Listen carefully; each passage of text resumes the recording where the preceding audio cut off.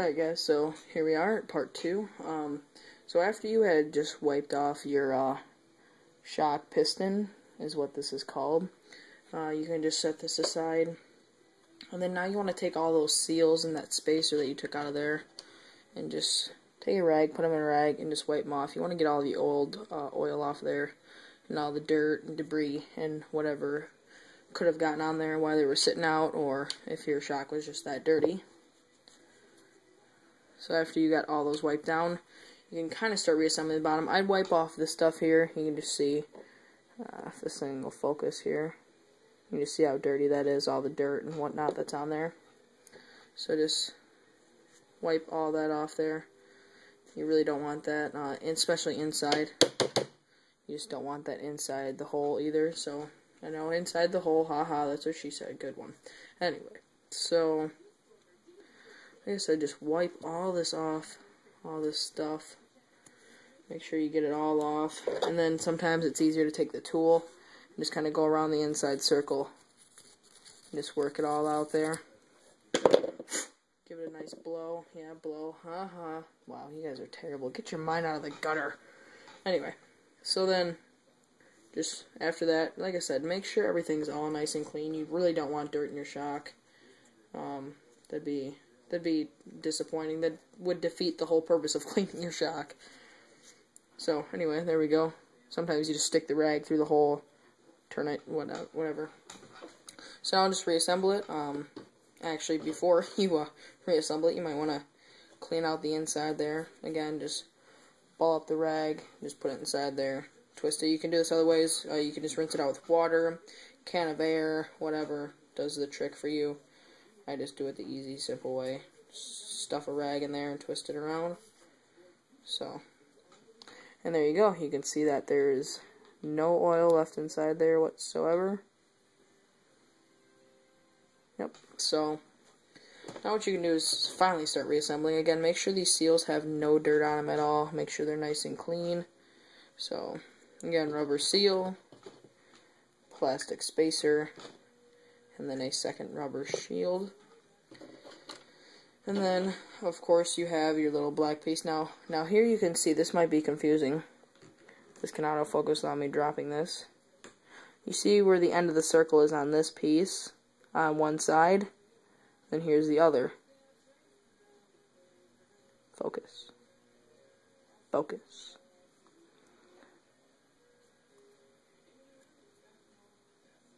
There you go. So you can see how small the circle is on that end. The small circle goes on the inside. So you take the small circle end, you'll put that inside, like so. And then, I can focus it here one more time just so I don't confuse you guys here. So you can see the big circle end is on the outside. And that's what you want, because see, big hole. And then, yeah.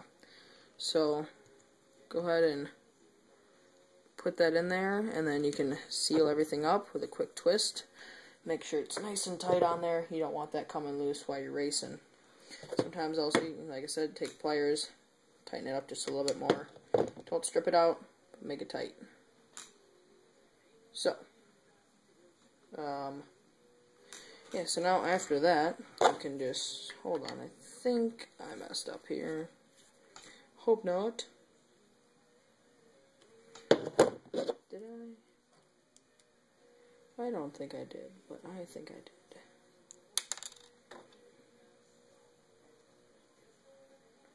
Okay, my bad, guys. The small end goes down. Okay.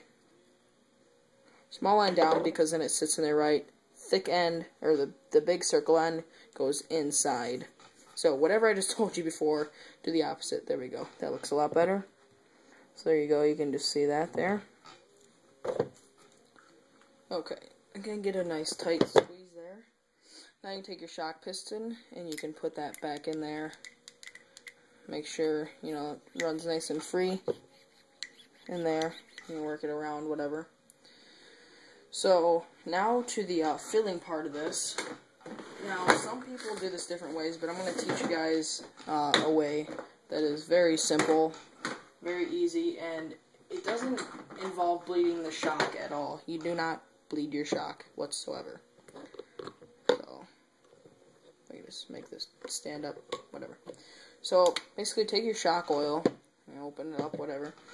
Now as you see inside the shock, you can see that the piston is not all the way down. That's with the piston all the way down.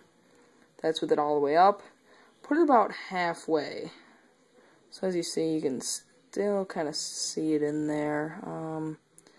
Yeah, let me just try something here. Yeah, I can't turn the flash on while videotaping. Can I? Oh, no, apparently not. So anyway, let me just switch you guys back up here. Come on. Okay, there we go. So again, just put about halfway. And now here's where the simple part comes in. I want to just call this common sense. When you're taking your shock oil and you just take it, sorry, my hand's in the freaking way. Can't even do this anyway. So basically when you take this and you just dump it in there like so, you're creating air bubbles. Basically what happens is when that oil is hitting on top of each other, it's creating air bubbles or air pockets inside the air. So my parents used to own a bar, and this is what we do when you pour pop. It's to make it not fizz as much. People might know this already, but this is just kind of a common trick. Is when you're filling the oil, place you can see the bottle has sort of an edge on it. You can see the edge around the tip there. So just put the shock right at the edge there, and now just slowly let it roll down the side of the shock. Don't squeeze it. Just kind of let it roll down the end of the shock there. So you see there, it's just kind of rolling down the side of the shock. Now once it fills up a little bit, remember the piston, you want it to be about halfway. Start working it up and down like this. And then you can pull it all the way down. And that makes sure that at the bottom, now see, if the piston was all the way down, there'd be air trapped at the bottom. So then when you put oil on the top, when you lift it, there's air bubbles that are still trapped on the bottom. By placing this at the center, by placing the piston right at the center mark, and letting the oil drip through the holes, basically you're letting it settle at the bottom, so when you pull the shock back down, you're not creating air bubbles that are trapped at the very bottom of the shock. You do not want air bubbles in your shock. That is the worst possible thing, believe me. So again, just place the end of the shock right on there, and then just squeeze it and let it roll down the side.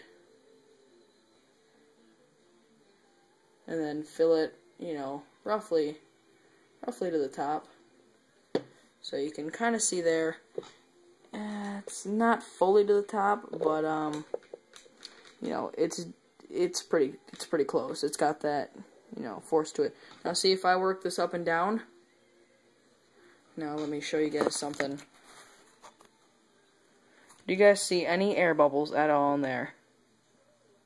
No, you don't. Not one. Let me get some more light on here so I can even show you better. So there you go.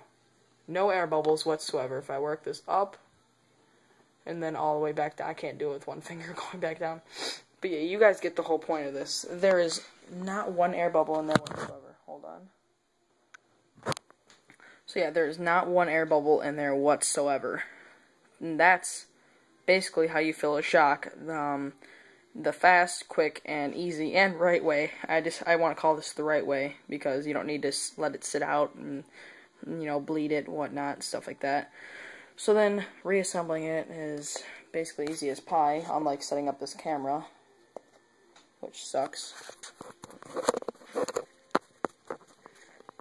Okay, good enough. You guys are going to have to deal with it. So like I said, fill it almost to the top. Don't fill it completely full.